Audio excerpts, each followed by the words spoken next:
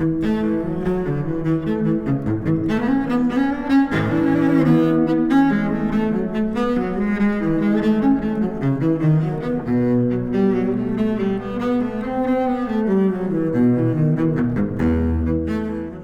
you ever thought, while walking in the woods, of just not coming back?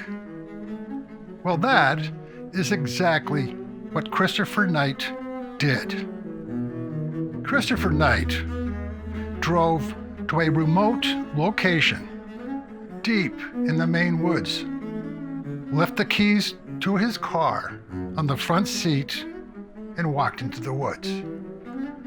The best-selling book, The Stranger in the Woods, by Michael Finkel, tells this fascinating story of a man who became known to some as the Hermit of North Pond. After being gone for some 27 years, Christopher Knight is found and returned to society. His story of life in the woods touches us and challenges us on so many different levels. So I contacted Michael, the author, who at present is working in France, to see if he would join me on Nature Revisited to share his thoughts and memories of this truly captivating story. The story of the Hermit of North Pond. So thank you for joining me. My name is Stefan Van Norden, and this is Nature Revisited.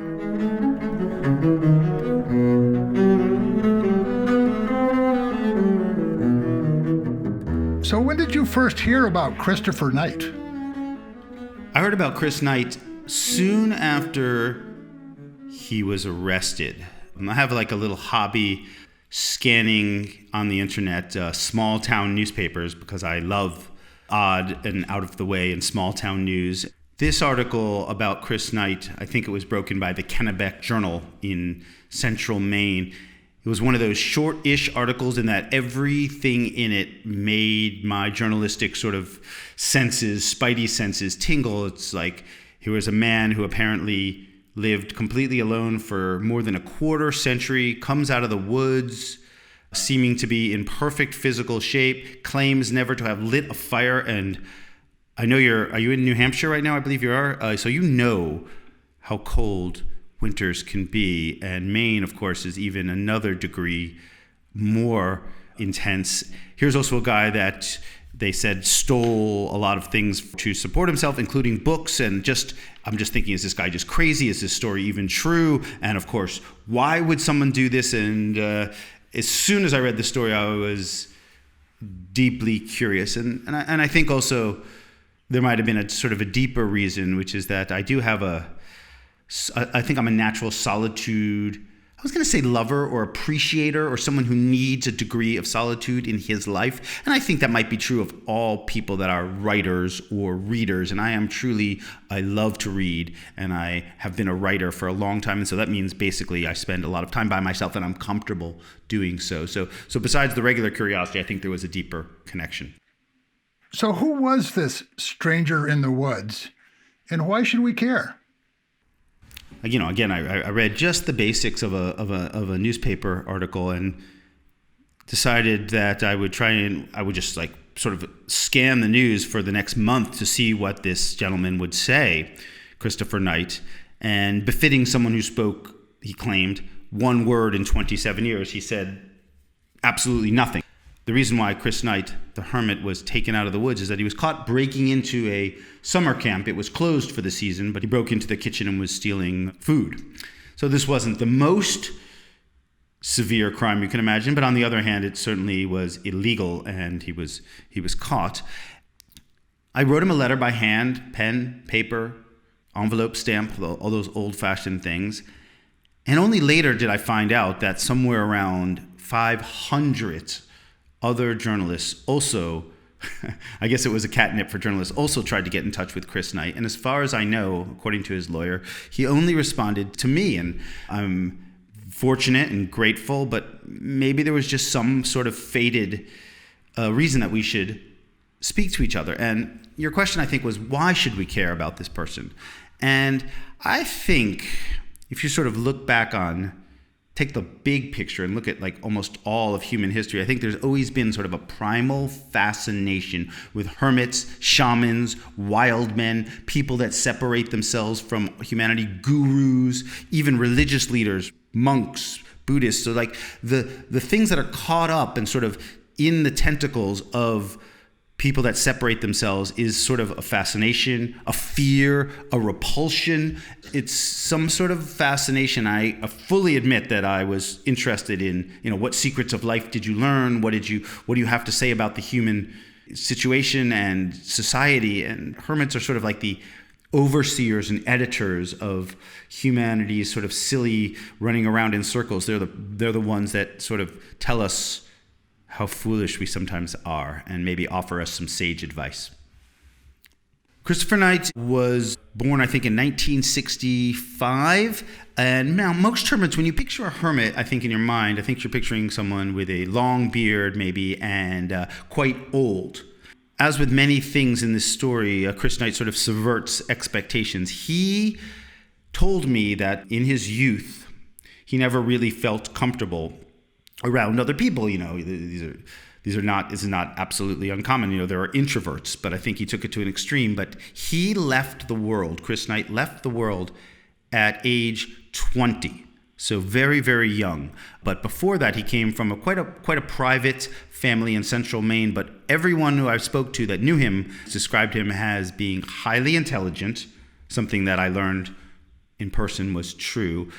Sort of great at solving problems, like able to not just independent and not just intelligent, but also like a problem solver. I guess you would call it street smarts more than book smarts, although he may have had both of those. I should say that this is not someone, Chris Knight ended up spending 27 years completely alone in the woods, and it was like the heart of his life. I told you he left at age 20 and came back at age 47. So it was really not just his old age, which many hermits do, but really the heart of his life, when most of us get a job, maybe marry, start a family, buy a house. Really all the, before the age of 20, you're almost a kid, and after the age of 47, you're like a middle-aged heading towards old age man. You've really it's that the heart of his life is where he spent in his hermitage, which is very rare.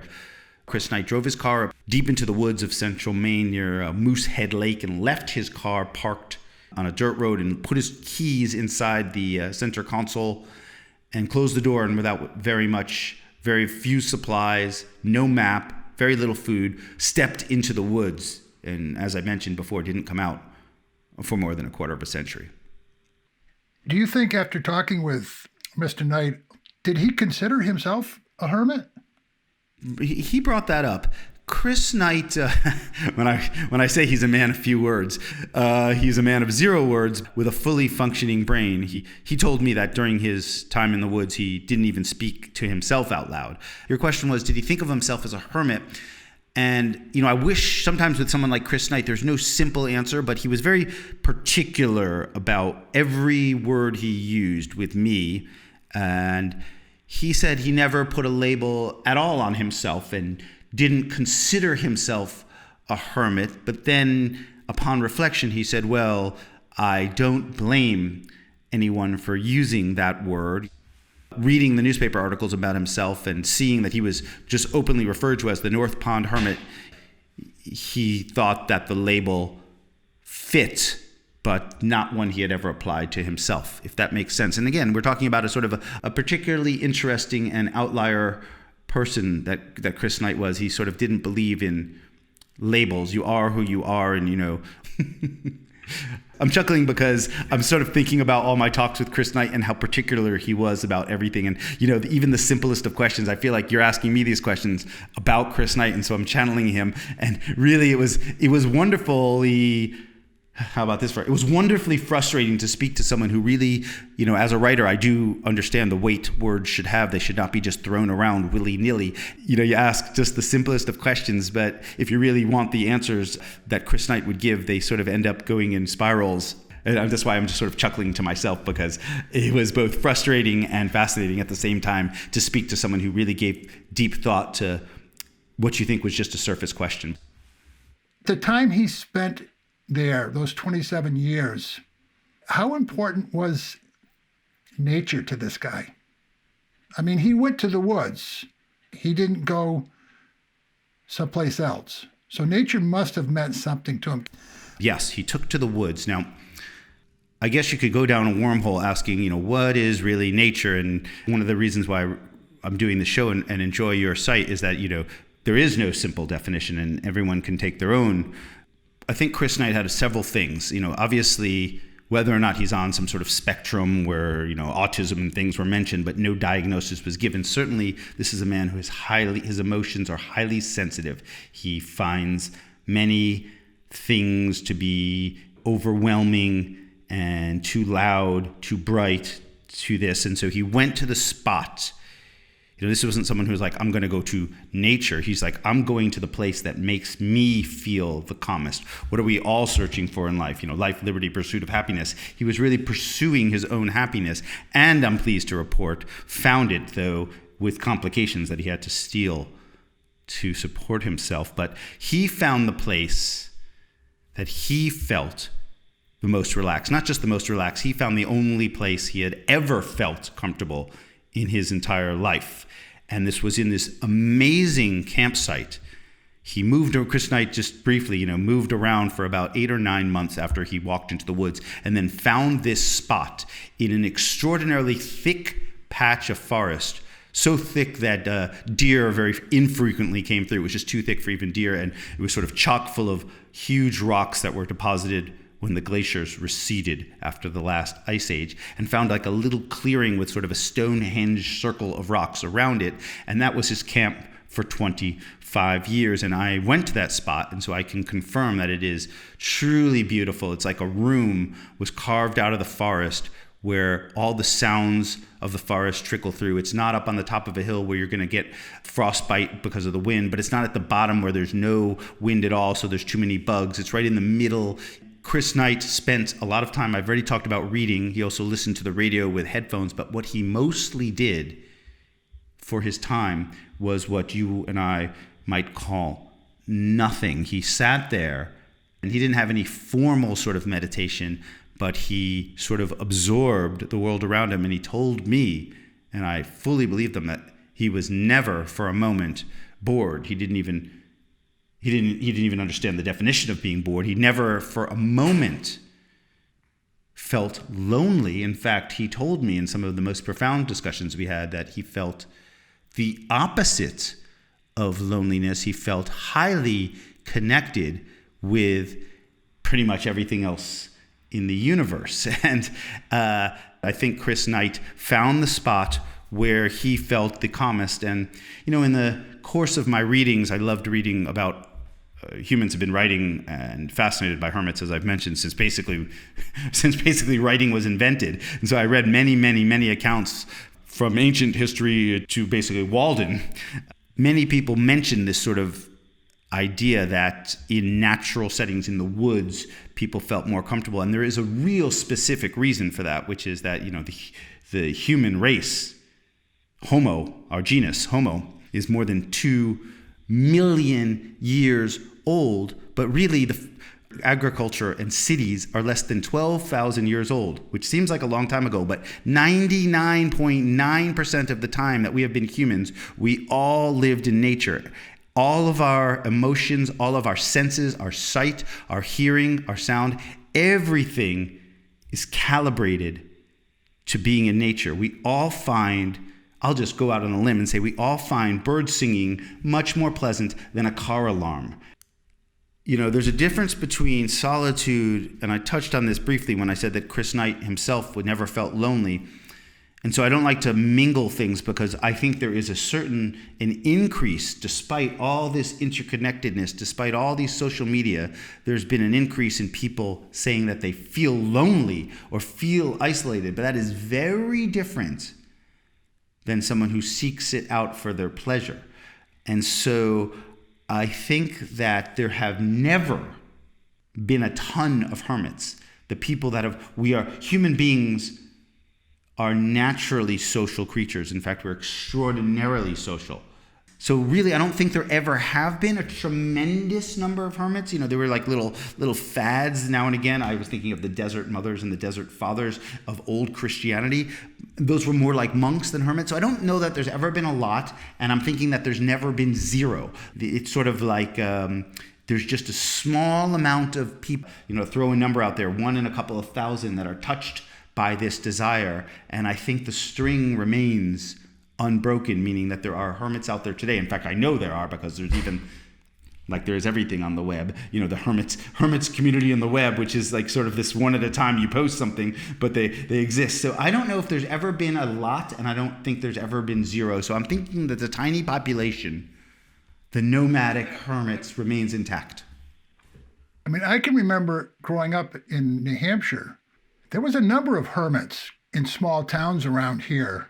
I remember one in particular where there were 2 brothers who were both hermits, and they never spoke to each other.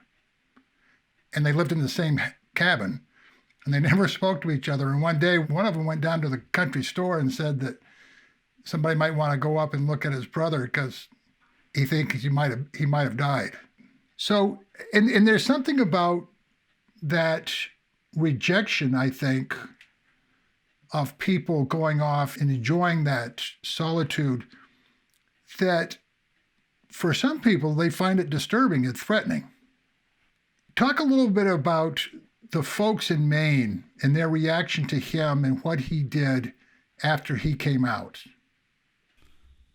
Yeah, this is one of the reasons why I so enjoyed and found myself quite wrapped up in this story, which is that people's reactions to Chris Knight ran in a huge gamut from this is nothing but a lazy man and a thief and is not deserving of any respect, to other people thinking this is my sort of guru or hero. This is someone I wish I had the guts to emulate him.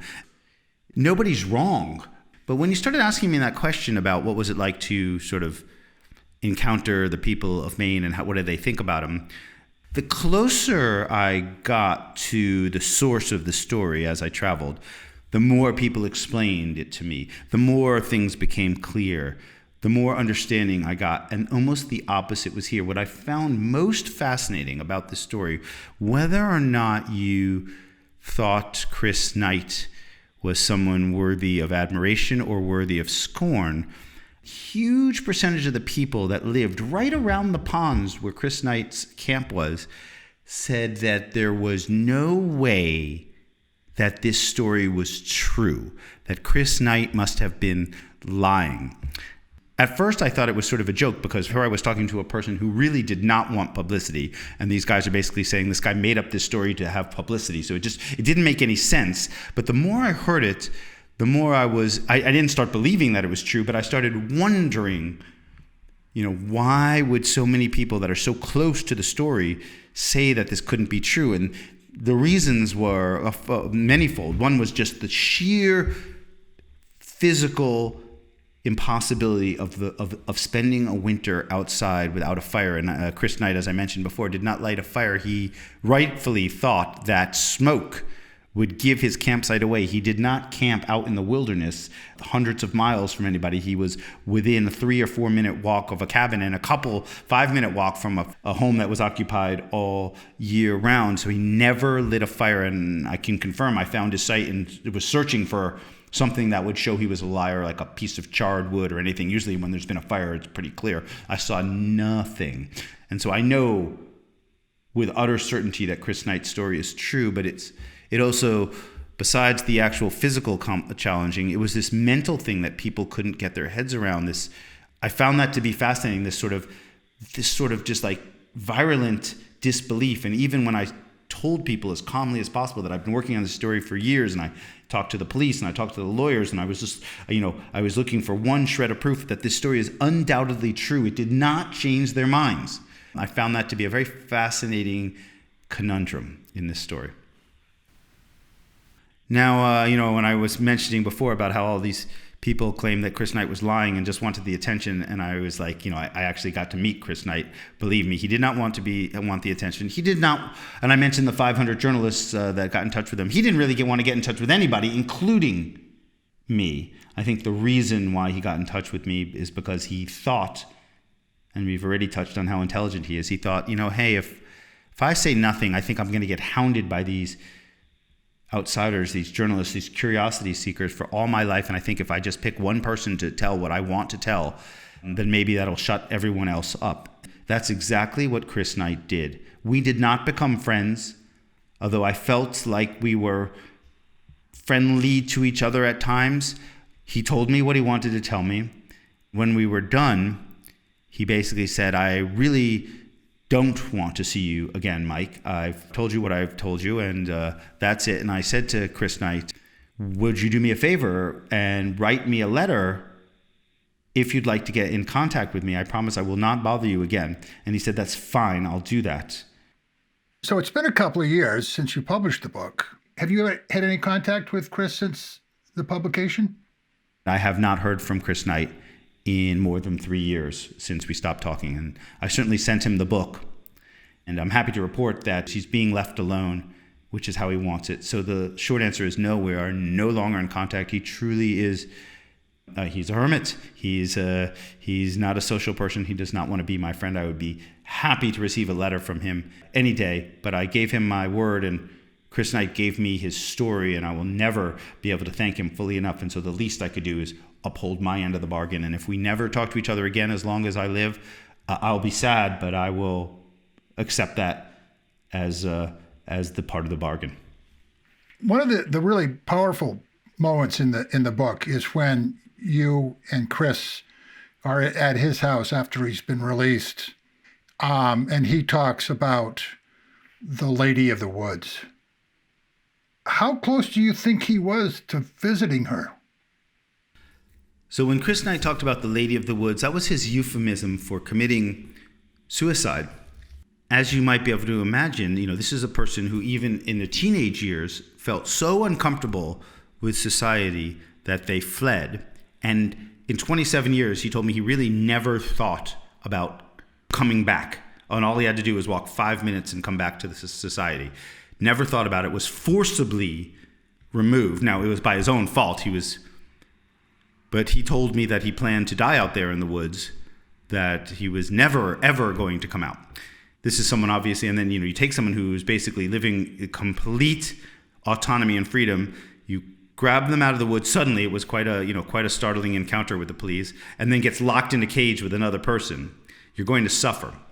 So he was locked in jail for several months, and then released, but then on probation, and had to see, it's funny, here's a person who never took drugs. I took a little alcohol, but, was having drug tests and being prodded and bothered and obviously unhappy. And here's a sensitive soul that I feel was very close to committing suicide. I feel that there was no question about his desire to end it, and had a specific way that he was going to do it, which was he was going to freeze himself to death.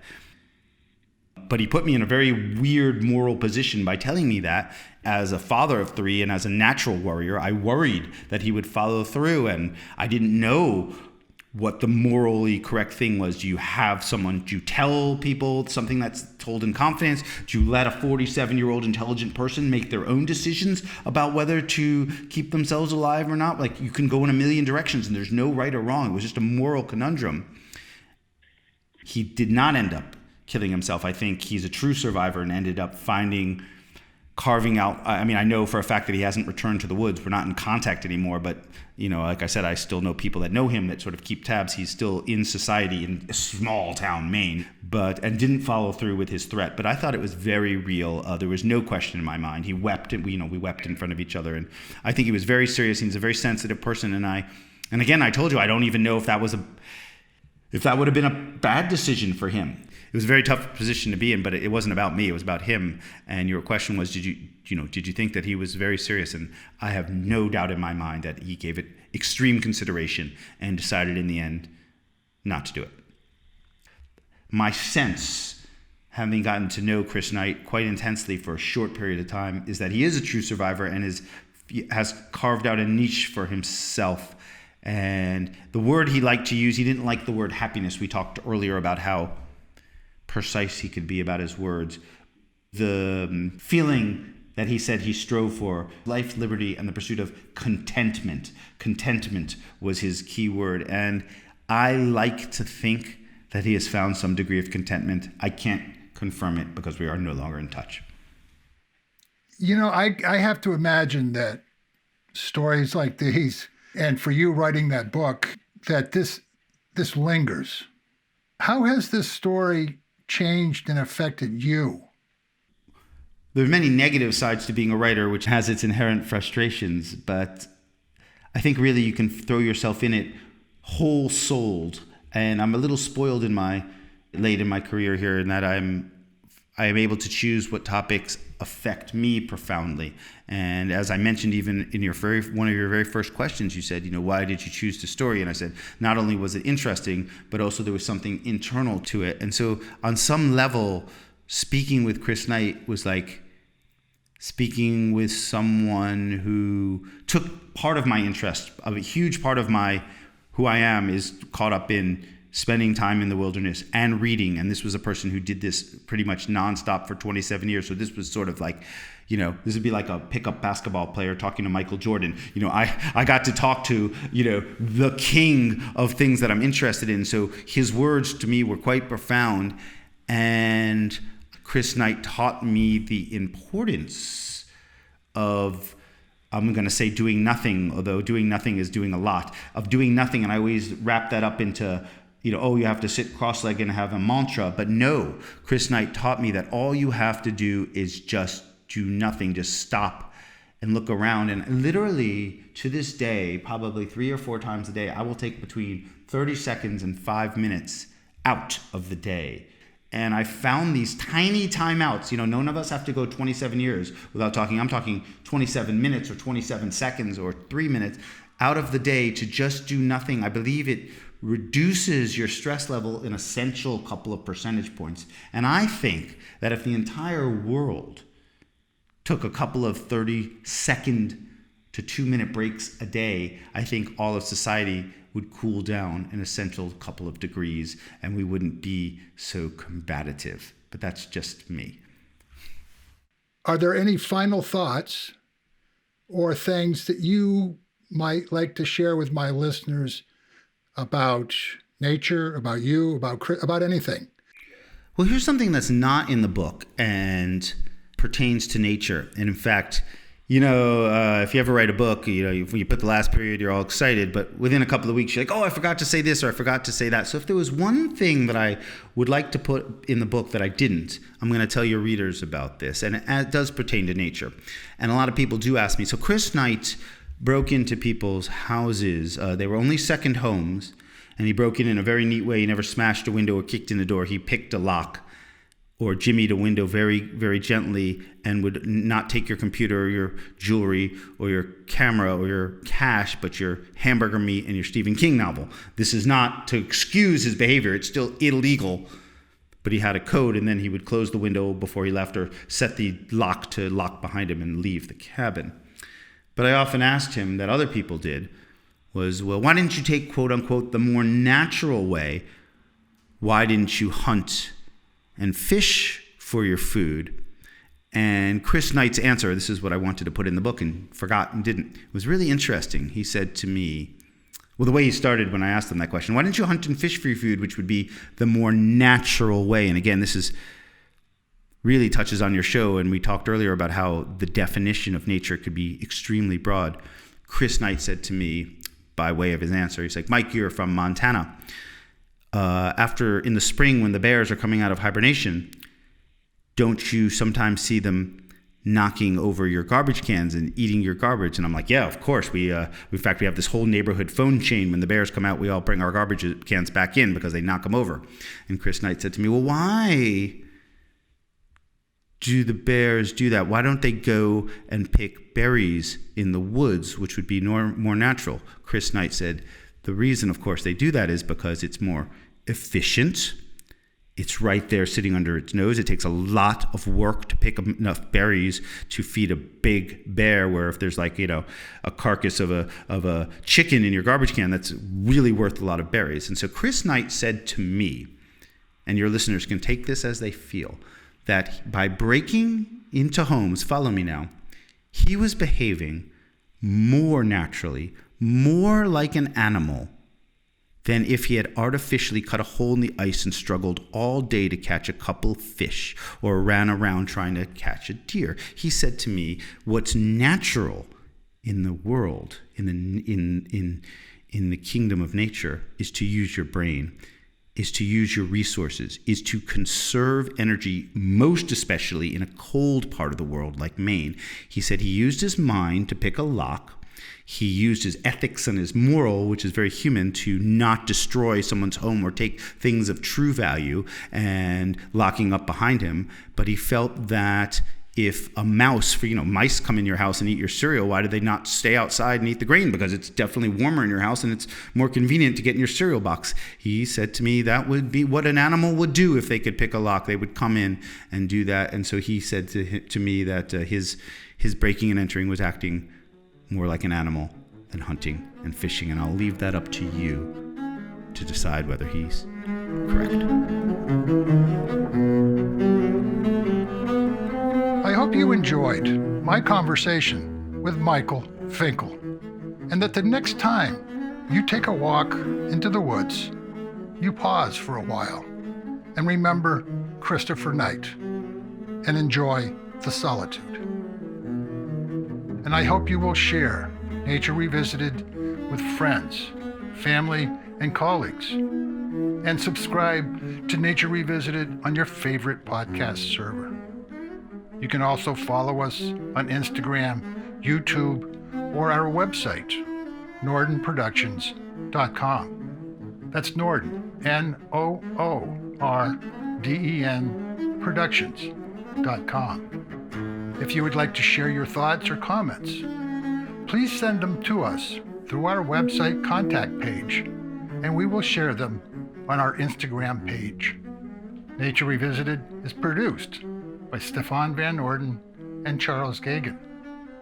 And I hope you will join us for the next edition of Nature Revisited. And in the meantime, remember, we are nature.